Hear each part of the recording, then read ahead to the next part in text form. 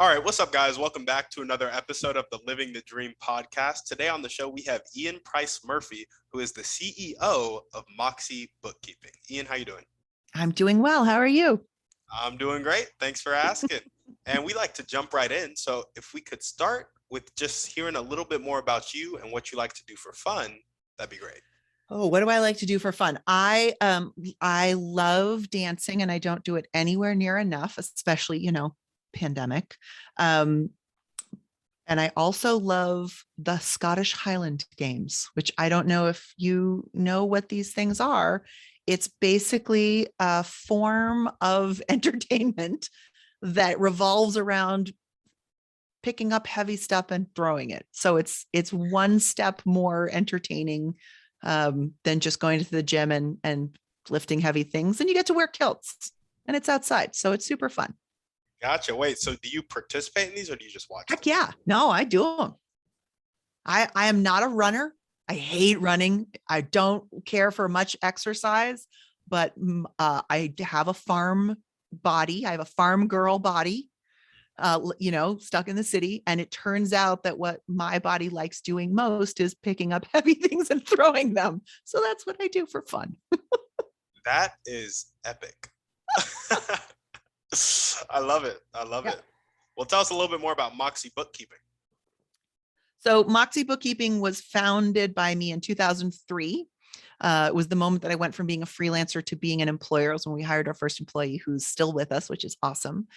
And how I became a freelancer was that I had a bankruptcy when I was in my mid-20s because I was given some decent but not very sophisticated advice. Work hard and you will succeed. I think many of us have heard that, especially if we have, older parents. It's not true. It's just not true. Right? So I found myself working incredibly hard at some incredibly underpaid jobs. And I did not have the financial literacy to recognize exactly what the problem was. And so each month when, I was a little bit short on my expenses because I'd had a slow shift at work, or maybe I'd been sick, or maybe I had a roommate that skipped out without paying their portion of the phone bill, I would close that gap by putting my gas and my groceries on my credit card.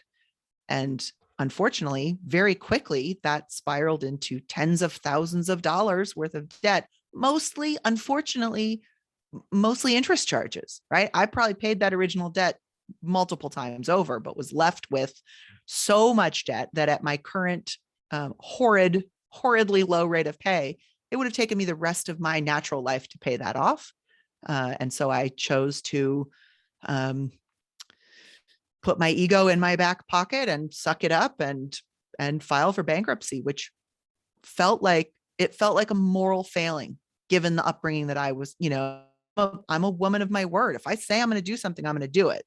And I was extending that courtesy to major multinational corporations who really didn't care at all about me or my situation. Or again, the fact that I'd paid that original debt a couple of times.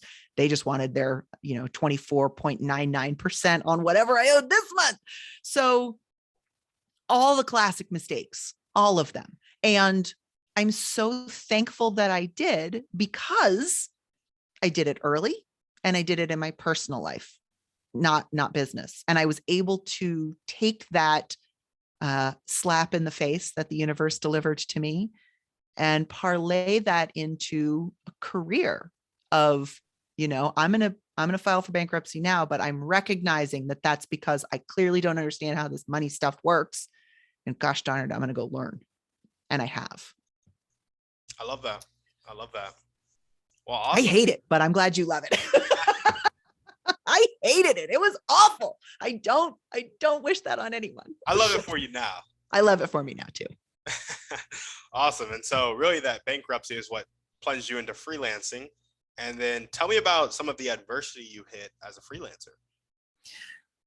So I think, again, one of the things that I feel really lucky about was the reason it threw me into freelancing was because I realized no one's going to pay me what I'm worth unless I demand it. And so, one of the sort of final straws was when I was working for the employer that I was working for before I went out on my own. She had hired me to be a receptionist, but I became very quickly her office manager, and I was negotiating contracts and, interest rates and doing everything I could to help her save her business, because most business owners don't know the money stuff either, right? It's never taught to us. It's so unfortunate. We're never told what, unless we've got really smart, caring parents in a very particular way, we don't have access to this information. And so, I was getting paid $9 an hour to run her office full time, no benefits. And I was like, most people that do this kind of work get paid more like $20 an hour. Do you think maybe you could pay me 10? So mindset issue, right? Because again, I thought, well, if she's not willing to pay me, obviously I'm not working hard enough. I'm not proving my own value. Instead of correctly defining, focusing on what I can change versus what I can't change. I can't change her. I can't change her financial situation. And so I realized I have to decouple, I have to pull apart and not wait for someone else to tell me what they can afford to pay me. I need to do that myself. So freelancing for me, the big change was I'm going to charge what I'm worth. And I started charging $25 an hour as a freelance bookkeeper. And it's only gone up from there because I know the value that I can provide. So now when I work hard, I'm working hard for people who agree, yes, that's valuable. Yes, that's what I need. Yes, I'm willing to pay you that. That is so important. That is Yep. so important. That mindset issue, honestly, I'm struggling with that part right now and going into like coaching people. And I'm like, a lot of the mentorship that I'm receiving right now, they're talking about, don't like focus on your low self-confidence and what you think you're worth. They're like, focus on the value that you're providing for the other person. Absolutely. And if you can transform like their emotion from like really negative emotion to really positive emotion, and that benefits multiple areas of their life, how much would somebody pay for that? And then it's like, that's like where that value is. And so if you can take stress, which is like one of the top killers in the nation, off of some business owners for like 25 an hour, like, yes, they're paying that all day, it's like all day. That is not my rate anymore. PS. Awesome. That got left behind in the 90s. But yes, and I think what you say is really interesting because we hear a lot about this imposter syndrome. And I actually would put forth, I don't know that, sometimes, yes, it is legitimately low self-esteem. Sometimes it's legitimately unresolved trauma. And I think most of the time, I could be wrong, this is just an opinion, I think most of the time the worry is not, I don't really think I can do this, but how do I correctly find the people who agree how valuable this is? And there are so many unfortunate parallels between business and dating, but they're important to remember, right? You should not be the perfect partner for everyone. If you're doing that, you are bending yourself into all kinds of unhealthy shapes for you. You need to stand in your own integrity and be like, yeah, maybe I'm funny looking and maybe I don't do my dishes and maybe I forget to, whatever it is. We all have our flaws. But there are people out there who know it doesn't matter what our flaws are. Of course, we have inherent value as humans. Of course, we are, unless we're trying to be jerks, which hopefully we're not. Of course, we're lovable. Of course, we're worthy. That just comes with the meat suit that we get to wear around for a while, right? All we got to do is breathe, and we are in fact worthy humans. So I think a lot of our questioning of that does not necessarily come from, it can, from focusing on our flaws too much. It comes from, will anyone else see the light in me? Will anyone else agree that I burn as brightly as I know that I do? And why am I having trouble getting the feedback of that? And so I want us to stop blaming ourselves for serving, the best food we've got to someone that's allergic to it. Doesn't matter how good your peanut sauce is if the person you're offering it to doesn't like peanuts. Yep. or is allergic to peanuts, right? So like, let's just get out of that kitchen and go find someone that values us Yeah, absolutely. if we can find them. Well, awesome. Tell us a bit more about, you've talked about your journey with financial literacy and some business owners not knowing it. And a lot of people listening to this podcast probably don't understand it like they want to. So tell us about some of the core principles of financial literacy.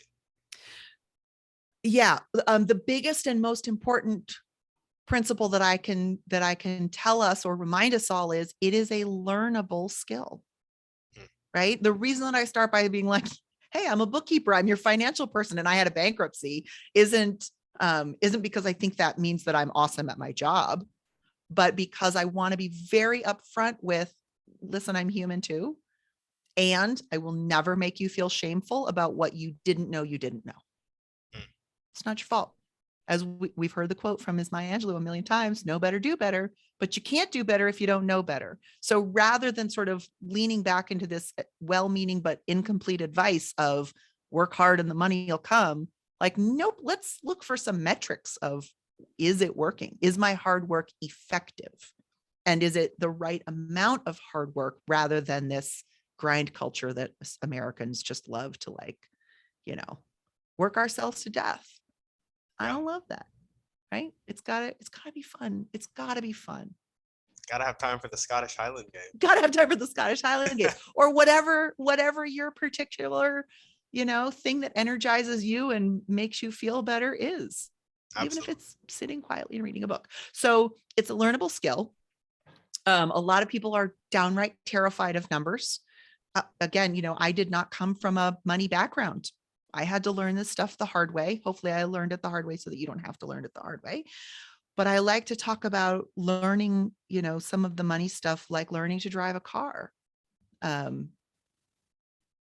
learned to drive a car on my father's 1973 Volkswagen Bug. That it's like basically learning how to drive in a soda can. I was terrified. I was so sure that I was going to hit the wrong lever and like the car was going to explode, killing me, my dad, and everybody else on the road in a 5-mile radius, or if I was going to look a blink and hit a bicyclist. The fear was so deep and real. Cars are dangerous. Volkswagens, not so much. But, and if we can all just sort of remember back to that moment of it's scary until and then with a little bit of practice and guidance, I'm going to say probably within 6 months, the vast majority of us were flying down the highway with the radio cranked and the window down and singing at the top of our lungs, right? Like, yeah, maybe getting on and off the freeway was scary for a little while, and then it wasn't. And it just became part of what we do. Finance can be the same way. The problem is the industry kind of sucks. And what I mean by that is too few bookkeepers and accountants have any kind of compassion. We're all a little bit guilty of being task focused people, right? We're very like data driven robots. And so it takes a special kind of financial advisor to be able to say, of course you didn't know this. I didn't tell you. Where would you have gotten this information from? And it's our responsibility as people in the financial industry to not overwork ourselves, so that when our clients, who are the ones supporting us, ask us a question, we're not so busy that we can't answer it fully, completely, with attention and care and compassion, right?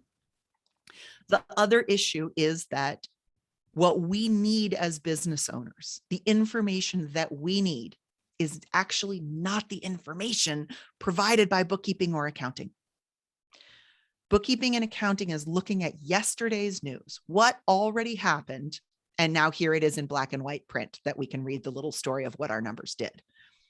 But we as business owners need to know, okay, cool, that was yesterday. What about today? More importantly, what about tomorrow?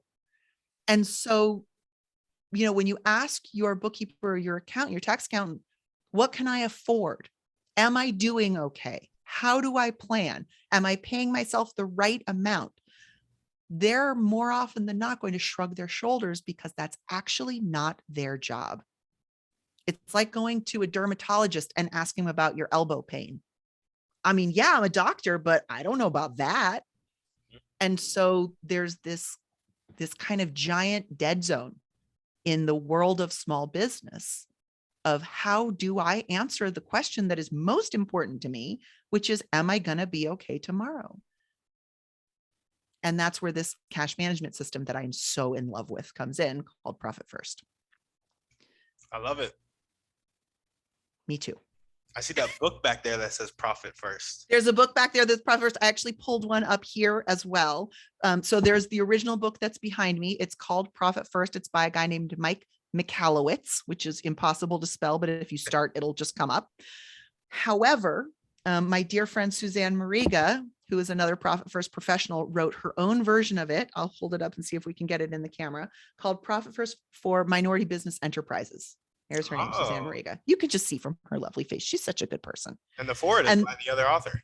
And the forward is by the other author, right? So this is like completely licensed. It's the same system. The difference is, and the reason that I love Suzanne's book a little bit more than I love Mike's book, is because Mike has a very particular perspective, as every author does. His perspective is as a, young upper middle class or middle class, I don't really know, maybe he wouldn't identify as that, white male who was in a situation where he was running a corporation with multiple employees. That story is not my story. And Suzanne comes from this perspective of having a lot more of the mindset in the book, which I really appreciate because that's so fundamental to me. Her story sounds more like I was the first in my family too. And I just resonate with that a lot more, right? I never was the head of we actually have 15 employees now, but we've had this slow, steady, organic growth. I never started a startup and hired a bunch of people to do a thing. That, again, that's just not the way that that's just not my life. So a lot of business books are written from a very narrow perspective, not a wrong perspective, just a narrow perspective. And so people like me that spend much of my life reading business books, what I'm doing is sifting through to try to find the nuggets, right? That's not me. I don't identify with that. I think you're kind of a jerk for having made that decision. That's not how I would have treated my people. But, oh, here we go. Here's the piece of information that I need. And I just find Suzanne's book much more friendly and accessible for me. So Gotcha. There's the alternative. I love that. Well, let's hear a bit more about your motivation and what gets you up and keeps you going every day. I think, as you can hear, I'm extraordinarily passionate about the money stuff, which is also mindset stuff. I don't ever want anyone to suffer the way that I had to suffer to reach the answers that I had to reach. I know that this is not, in the day and age we're in now, it's not a matter of not having the information available. It's knowing what information is the right information, right? And what the right now information. And more importantly, it's knowledge in and of itself is not power.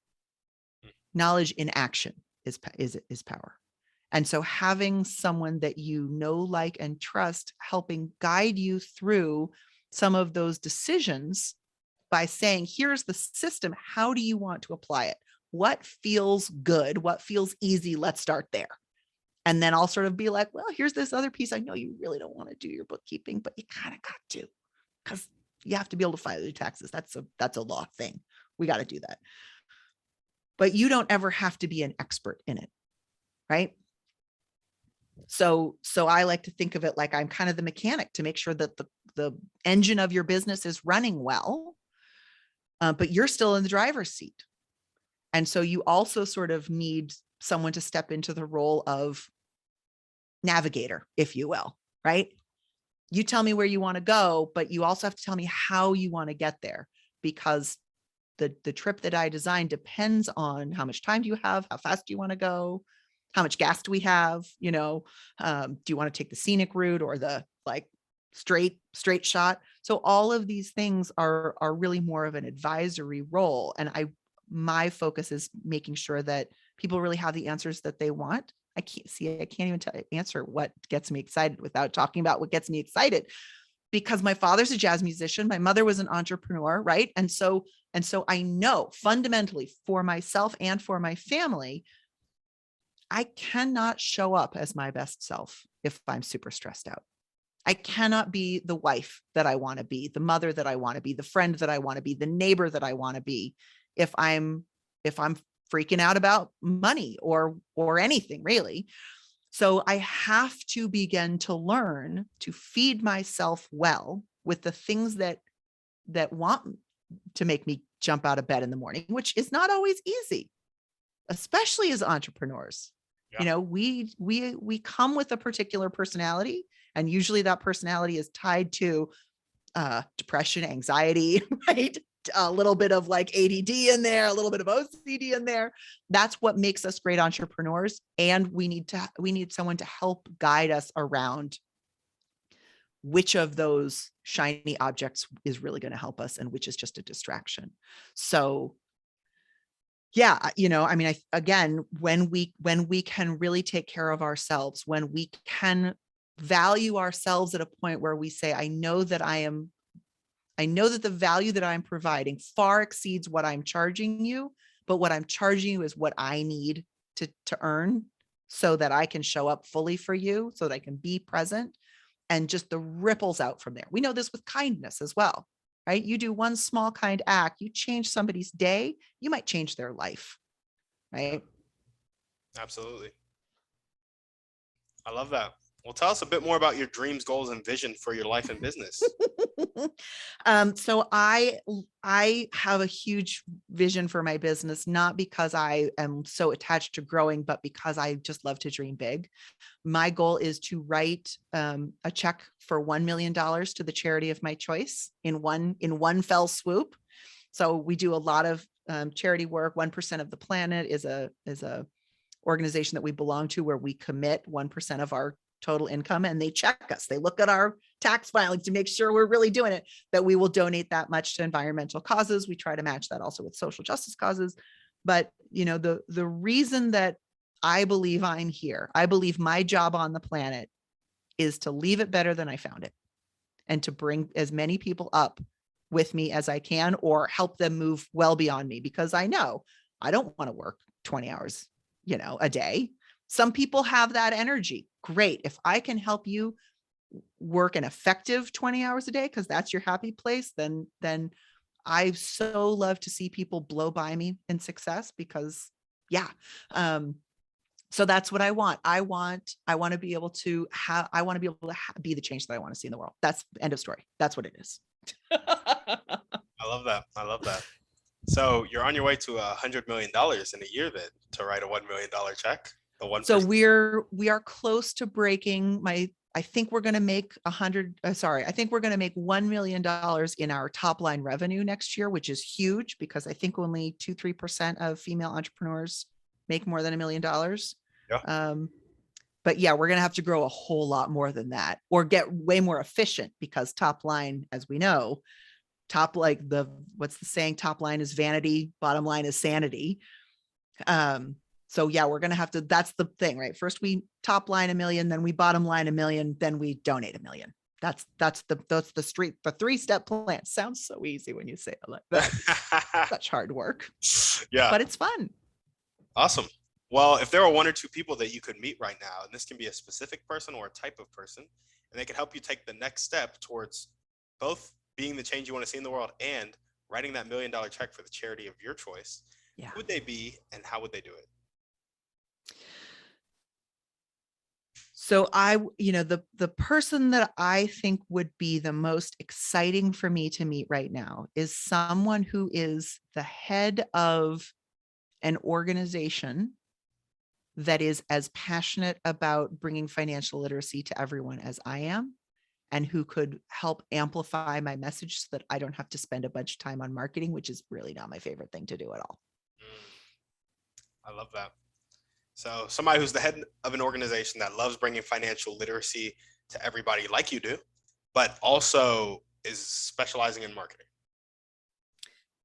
Yeah, I mean, that's sort of, partnerships are the kind of marketing that I enjoy, that they're relationship based, that I like you and you like me. And, so it would be a head of an organization that's not necessarily doing, probably they do something else, who knows what, national organization of, let's just call them.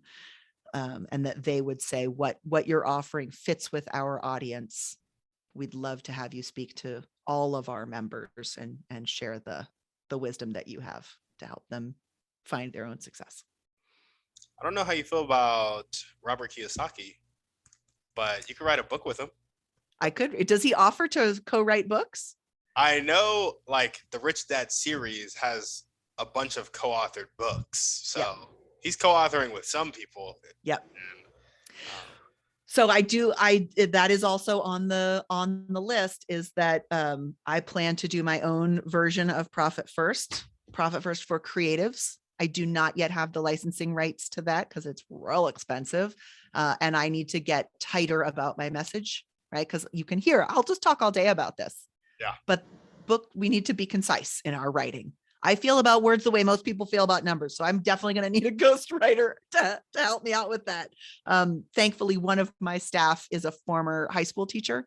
So he's very good at helping me hone my message. Yeah. So hopefully you will see a book from me soon. Like 6 months, 9 months. Let's say 12 months. Let's put that stake in the ground. Let's say December 2022. There will be definitely, I could totally do that. I can do some version. It might not be a published physical book. It might be an ebook, but I'm going to have a book by this time next year. Absolutely. There we go. I love it. Everybody who's listening to this podcast is going to be looking for that book. Now I'm accountable, right? Yeah. Now I got to do it. Awesome. So partnerships with organizations, is there any other type of person or specific person that you're looking to meet?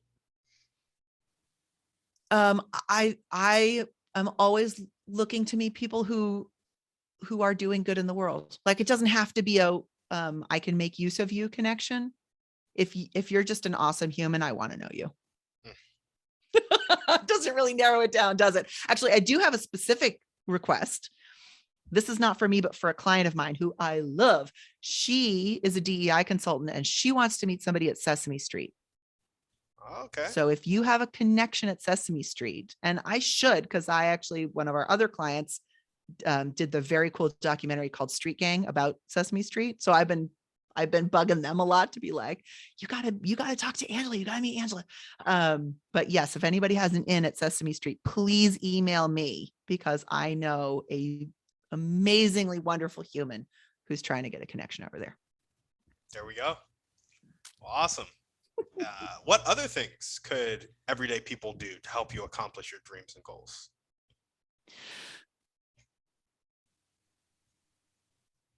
I'm thinking, two things. One is, of course, if you feel like what I'm offering resonates with what you feel like you need, call me up. We're always taking on new clients. I would love to make connections and work with people who are ready to make a change. And if either I'm not your cup of tea, which is totally fine, or you're not ready to do this work with anyone outside of yourself, please just take good care of yourself. That actually helps me with my goals in life. If I know that, that I'm reminding someone on a whatever afternoon at whatever time of day of like, oh, right, let me just like slow down a little bit and stop driving and drink my tea on the side of the road instead of just rushing to my next thing. Or let me just stop and like gaze deeply into my child's eyes and just be like, I love you, man. Right? Like more of that in the world, please. Yeah, absolutely. I love it. Well, now we're going to jump into our Thriving 3. Okay. First question is, what's your favorite book, movie, or podcast? Pick one. I can't do podcasts. I'm so bad at podcasts. I have to watch them. So like visual podcasts, I love. I can do the video but I'm not an auditory learner. So I have to have some other sensory something happening. So just listening while I'm trying to do something else. So we can just scratch that one off the list. Are we talking business, personal, or both? Either. All right, I'll tell you my favorite business book and my favorite personal movie. Again, Profit First is got to be my favorite book, simply because, obviously I'm biased. Hello. The reason this is my favorite book is because it answered the question. I know I'm supposed to pay myself first, but how am I supposed to get that done when I keep running out of money? Hmm. So I love it. It's simple, it's accessible. You know, if you're a DIY kind of person, you love doing things on your own, the entire system is in the book. You can read and implement all on your own. Most people don't have that level of motivation. I know that I certainly don't around my own health and fitness. I have a coach to help keep me on track, right? So that's what I do for others. My favorite movie is a movie called Harold and Maude. It's very dark. It's from the 70s. It was filmed in the Bay Area where I grew up. And it's about a 79-year-old Holocaust survivor who falls in love with a young man who loves to fake his own death. It's hilarious in a really dark way. And the soundtrack is Cat Stevens, he's just good, clean fun. Gotcha. Awesome. Well, what's one way you like to take care of yourself? Picking up heavy things. I love going to the gym. It sounds so weird, because I don't feel like I look like someone who loves to go to the gym. But remembering to set aside that hour in the morning for myself improves my entire day, physically, mentally. It gives me, better endurance, more energy. And it took me a really long time to find the kind of physical movement that I actually enjoyed, right? Because what's often out there on the fitness landscape is like Jane Fonda or, Zumba or whatever. That's all fun too. I love to dance. I love some Zumba, but it did not give me, everyone's talking about like going to the gym and getting endorphins. I'm like, I have no idea what you're talking about. I hate the gym until I found the right kind of exercise for my particular whateverness. Yeah. Yeah. Yeah. So I love strength training. I love Hey, doing that for myself. Me too. Yeah. Right? It's awesome. I had no idea. So awesome. Well, what's one action step that you can take right now or continue to take if you're already doing it to either A, meet that potential partner who's at another business, or B, get closer to writing that check for $1 million? Yeah, it's continuing to do the things that I know work. And I think that's true for all of us, right? It's consistency. It's remembering to show up, not beating myself up when I didn't show up on Wednesday and just showing up on Thursday instead. Again, as we know from taking care of our bodies, that 3 times a week is great, but once a week is certainly better than no times a week. And so if all you've got is the energy to do a little, that's great. That's enough, right? Don't beat yourself up for what you didn't do. Praise yourself for what you did, right? Make sure you are celebrating your accomplishments and your wins. So to me, that means continuing to meet people like you. Thank you so much for hosting me on here and giving me an opportunity to, talk wildly about these things that I love doing. Because again, these are the connections that I value is having a new person in my network that I now want to take care of. And, you help amplify my message and, continuing to help myself as well as others really focus on the cash in the bank profitability, not the profit on paper profitability, and being very clear and sustainable and making sure that we're providing more value than we charge for and charging how much we need to. That'll get us all to $1 million check. There we go. I love it. Now, I want to talk a little bit more about consistency. It is something that is extremely critical to success in life in general, but a lot of people struggle with it. So tell us about your journey with consistency, and also for the people out there who are struggling with it, how they can become more consistent. Yes. And so again, I think that there is an impossible standard that has been set for us in this country. I once worked for a woman. She ran a nonprofit, and she legitimately was one of these people that only needed 4 hours of sleep a night. That's crazy. Right? Like that isn't for sure a chemical imbalance. It's a great one to have, but it's out of balance. So she just, she was awake more than the rest of us. So she had this natural advantage. So of course she was wildly successful. I mean, not of course, just because you don't sleep much does not equal success. But In her case, it did. Sometimes it's the exact opposite. If you don't sleep Sometimes a it is lot. the exact opposite, right? Some of that has to do with, are we choosing to not sleep, or Yeah. do we truly not need a lot of sleep? So letting go of comparison.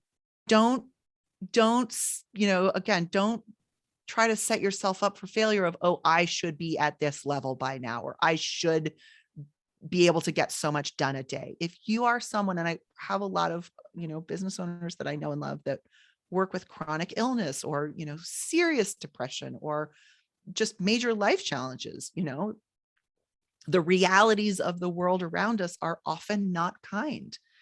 There's no way to hustle out of that, right? There are truly forces beyond our control that are pitted against us. And some of us more than others. So again, don't put yourself in the situation of someone else that does not have your real world challenges. Give yourself some grace. And so consistency, to me, consistency is an internal way of being. It's not necessarily an external performance. So I can say, I am extremely consistent of showing up when the conditions are correct. Right? Yeah. If I'm someone that had a chronic pain issue, there will be days that showing up in the way that I want to is just not an option. Or there may be other factors, right? Again, so much of what I dislike about my industry is you can't afford not to. No, truly, there are moments in life where I can't afford to. And don't insult my intelligence as a human by telling me that I don't know my own situation. Come on. That's not nice. It's not fair. So, and again, that's okay. If we're at a point where we are financially stretched beyond what is healthy, it just is. And we have to take a deep breath and deal with that the best way that we can by looking at what are some of the small changes that I can make to shift that, rather than saying I've failed, right? Oh, I'm not earning whatever, so I failed, or I, had to sleep through or work through or whatever through the time that I'd set aside on my Instagram live. I didn't do that 3 times a week like my social media person told me to. That's okay. So some of it is find the consistency that is achievable for you, that is reasonable for you. And sometimes, again, that's going to look to some other people like you're being wildly inconsistent when truly you are being extraordinarily consistent. So, really listen to your instincts. And if you know that your instincts are off kilter because you may have gotten some very terrible messaging growing up that it's a little hard to let go of, then get someone who will remind you, so that you can remind yourself of how awesome you are, of how, you've survived every bad day so far until today. Hopefully we'll choose to survive today as well. But to not, one of the things that I've really loved about the horror show that is this pandemic is how people can no longer hide behind the veneer of professionalism. Right? Their kids are on Zoom with them, their cat's walking across. We can no longer pretend that our business selves are separate from our whole selves, right? The way that we eventually had to admit it's not the mind-body connection. That's all one thing. Yep. Right? The body affects the mind affects the body. It's samesies. So good. So, right? So how do we show up as authentically as is safe for us? Because again, there are some people for whom showing up authentically as their real selves is truly unsafe, right? So don't do that. And don't let anyone tell you that you should do that. Always listen to the advice that's being given and say, does this work for me? And if not, I'm not going to hold myself to that impossible standard. Absolutely. I love that. Well, I got one last question for you. Requires a bit of pretext. Okay. So you know how there are people on the planet who have a fixed mindset, not willing to accept help, not willing to accept change. Sometimes they live their whole lives like that and die like that. Other times they will change and they'll have change to a growth mindset, willing to accept help, willing to accept change. In your opinion, what is the catalyst that causes that change? Well, hopefully it's an opportunity. Hopefully there's something in life. And I think there's some natural moments built in, right? We turn 18, we turn 21, we turn 30, 40, 50, 60. There's some natural external moments where we are called to pause and evaluate. Graduating from high school, another one. So there's all these opportunities that present themselves of something is dramatically shifting right now. What do you want to do about it? And some people are far enough along that they can take that opportunity and be like, it's the new year. I'm going to be really clear about what my goals are. I'm going to be really clear about what the baby steps are that are going to make that goal inevitable. And I'm going to begin to take some consistent daily action towards that. Awesome.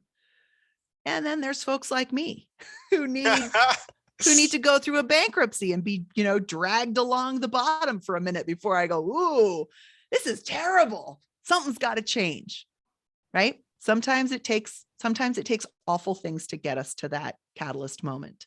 And I think that is again, it's why I love that you love it, even though it sucked at the time. I am so grateful that happened, because without that bottoming out, I never would have chosen to become financially literate. I could have lived my whole life giving that power away to somebody else. Yeah. Instead of like, now I own my own home and I love my house. I love my house. I can afford to have a dog. I love my dog, right? There's so many things that I have slowly built up that, again, I have to remember to like look around and be like, dude, I have come so far. I have come further than I ever expected. And it feels so normal now that I forget what a struggle it was at times when I had that things can't change mindset, or this is the way it is mindset, until, somebody somewhere decided to give me a little shake and be like, nah, it doesn't have to be. And here's the painful experience you're going to have to get so that you wake up and agree it does not have to be this way. Yeah, absolutely. So I guess I'm curious about people who kind of have that dramatic thing happen to them, hit rock bottom, and they never change. Why do you think that is? Such a deep, interesting question. If I were a psychologist, I might have a better answer. I think my short assumption, the assumptive answer, my opinion, let's just say, is pain and fear, right? That again, most of the people that we see not become who we think they could have become, not really find themselves. It's because someone in their life, made them feel unworthy, or someone in their culture, the entire culture maybe made them feel unworthy, right? So there are real barriers. There are true things out there that are not just mindset, where we have to grapple with the fundamental power differentials that exist in our culture, and how some people are super happy about that. And some people are so exhausted and hurt by that, or have experienced some real negative consequences to trying to change, that the idea of changing is scarier and feels more unsafe than staying where you are. Yeah. And to me, that's the key, to all of the mindset stuff, is if you don't feel safe making this change won't happen. Doesn't matter how many positive affirmations you say, right? If you feel like, and this is super common with artists, if you feel like your success will be betraying your artistic values, you're going to hold yourself back from success no matter what.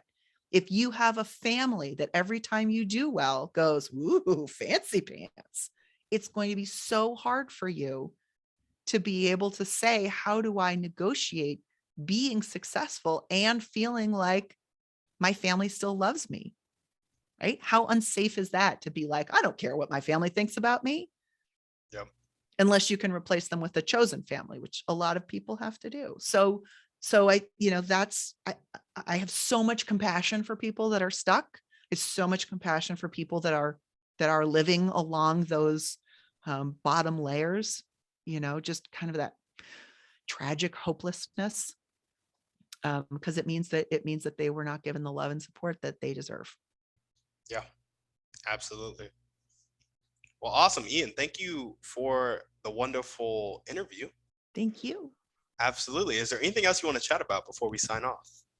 I know your audience knows you really well, but I would love to just hear a little bit back about like, give me your stuff. Let's share it again. When was the last time you told everybody what gets you out of bed? What gets you excited? Why are you here? Why are we doing this podcast? Yeah, I haven't done an episode where I go through these questions. Oh, come on, man. Let's do the questions. Okay, cool. I will say I have to jump on another show in 10 minutes, so Okay. I'll try to be This quick. will just be the first taste, and then you can go into it deeply when I'm not here, and I'll just listen. Yeah, for sure. Well, do you want me to start with like fun, occupation, motivation, dreams, Start goals? wherever you want. You interview yourself. I'm just here to give you support. Yes. Start with it. Cool. What I like to do for fun, love to play chess, love to watch anime. Really love helping people accomplish their dreams and goals, which is also my motivation in life. Like when I was younger, I played football and I was really good at football. I was really successful in school. I was really good at the things I need to be good at because I saw my family's financial struggle and I was like, I'm going to remedy this. One of my problems in life, honestly, of like always trying to fix things. But when I see them and I'm like, but they can be fixed, like I really want to go at them. But I'm also like, some things aren't mine to fix. Yes. So that is a challenge that I have to constantly get in my head. Also, why I asked that question, how can you help people that don't want to be helped, basically? Because I want to help them, but I know I can't. But I'm like, somebody out there knows a way. So it's just my. No, they don't. I know. The answer is love yourself enough to let them go with love. That's the answer. You cannot help them. You can't. All you can do is love them, and Yes. and hold them in your heart. The follow-up question is always, how do we create an environment conducive to like making people feel safe enough to, because they're going to have to make that choice, but we can help them feel safe in making Yes. it. So but yeah, so that's my motivation in life. That's some of the stuff I like to do for fun. Occupation, right now I have a W-2, but podcasting and coaching is my end goal, and doing some real estate syndication to create that generational wealth. Yeah. So yeah, also some day trading with my brother, but that's more of a hobby, less of a solid income. Also dreams and goals. I have 2 dreams: financial freedom for myself and my family. Yes. And then spending the rest of my life alleviating poverty around the world. Oh my God, I love it. See, I'm so glad I asked. The questions you were asking me were telling me that was right. Like, I just get this very warm, heart-centered vibe from you. And so thank you for sharing that with me, even though it's your podcast, because I want to hear more about that in your podcast. All the time. Of course. I love to talk about it. So yeah, 1 or 2 people I could meet right now that would help me take the next step towards my goal. That's a tough one that I don't really know, because usually when I decide who I need to meet, I go meet them. Yeah. Love that. The biggest thing was my coaching. I need like clients, profit first. I need cash flow in the coaching business. So it's like super connectors. I'm building out a super connector mastermind, basically. We'll connect, we'll execute on 4 90-day goals, and we'll also have the intention of helping my podcast guests and the people in the lives of the other super connectors make connections that make things happen and get people unstuck from life. Yes. So clients for that, but also as far as real estate syndication goes, building out my team for that. So anybody who's like on the acquisition side, the asset management side, the investor relations side, or the underwriting side, I'll be building out all that stuff. And from the podcast, I'll be building my investor database, the people who I'll partner with. And so I'm big on focusing on my genius zone and then implementing who, not how to, build out systems. And my genius zone is podcasting and helping people with their dreams and goals. So I'm going to do those things and I'm going to build my businesses around those things. I bet you're an amazing coach. I can't believe people aren't ringing your phone off the hook. You are going to kill it. You're going to crush it, man. Thank you. I'm so glad you've chosen to make coaching a part of that. I appreciate that. And yeah, I guess the thing I kind of want to end on, I can say favorite books real quick. Anything Napoleon Hill. Mhm. I just love that man. Also a big fan of How to Win Friends and Influence People, The Compound Effect, Atomic Yep. Habits, and The Power of Positive Thinking. Yep. Love those books. One Way I Like to Care for Myself, the gym, which I have not been doing as much lately and really want to get back to it. I was recording podcasts like a madman, and I was doing it at like 7, 5, and 6 before and after work. I've freed up that 7 a.m. spot so I can consistently go to the gym at 7 a.m. One action I can take, I think consistently visualizing myself in a successful state as opposed to my current situation. Like, I think my mind often gets stuck on where I am, so I never give myself the chance to actually see success. And so I think setting aside an intentional time to do that. And then my answer to the question, the catalyst that brings people to the point, or the catalyst that sparks that change from fixed mindset to growth mindset, I feel like it's purpose. Like, when you really, really like get in touch with the purpose, the reason you were put on the earth that is unique to you, and then it's something that's like outside of yourself. Because I feel like our purpose is also naturally tied to serving people. Yep. I mean, that's where we get the most fulfillment, serving others and improving others' lives. And so I think when people can really find purpose, and I was asking the question, why do people at rock bottom sometimes not change? And I think purpose has to do with it. Some people can find purpose when met with rock bottom. Others don't, because the people around them keep them from seeing their purpose, or they keep themselves from seeing, whatever it may be. So yeah, that's kind of me in 7 minutes. That's awesome. That's super awesome. But yeah, I'm going to take 1 minute more just to call out a new reading of Napoleon Hill, especially for people who feel very service oriented, because when you read How to Win Friends and Influence People, and remember how long ago it was, and think about what he was trying to do at the time. If you read that carefully, it's really interesting how many of his suggestions sound like, don't upset anyone, just make them happy. And so, not to say he didn't say some amazing things, because he totally did. But for those of us who, again, really like overly care and get over invested in others, it's important to remember the distinction between influencing people by bringing them what they need and offering it to them, versus trying to show up as a version that they will accept. yes. And again, I don't think that's what he was trying to suggest, but just to be really clear, that as we are influencing people, to stay within our own structural integrity as an offer for those who will naturally be attracted to us, rather than how do I not say the difficult thing that you actually need to hear because I'm afraid of offending you and I want to, quote unquote, influence you. Yeah, absolutely. I love that distinction, because some of them are like, I think one of them, there are some conflicting ideas in the book where he's like, sometimes you need to like disparage yourself so that the other person like Right? stops disparaging you, which is like, Right. that's not the best idea for somebody who's like low on self-confidence. Exactly. That is coming from a very particular person at a very particular time, right? Where he's like, hey, I'm one class down in social standing than the people who I'm trying to get to bring me into their world. So like Wall Street, fine, you can use that tactic. Mm-hmm. But I, again, starting with this idea of like, no, shame is no good. Shame does not move us forward.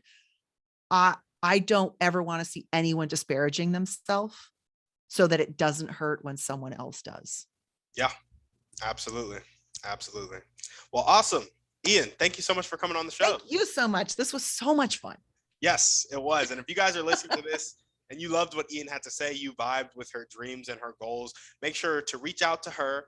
Use her services if you need them and you feel like she is the right person for you, and also connect her to that organization that she can partner with. Let's get her on her way to signing that $1 million check and being the change that she wants to see in the world. As we always ask, send this podcast to 1 to 3 people you know need to hear this message. Shoot us a 5-star review on iTunes, and we're out.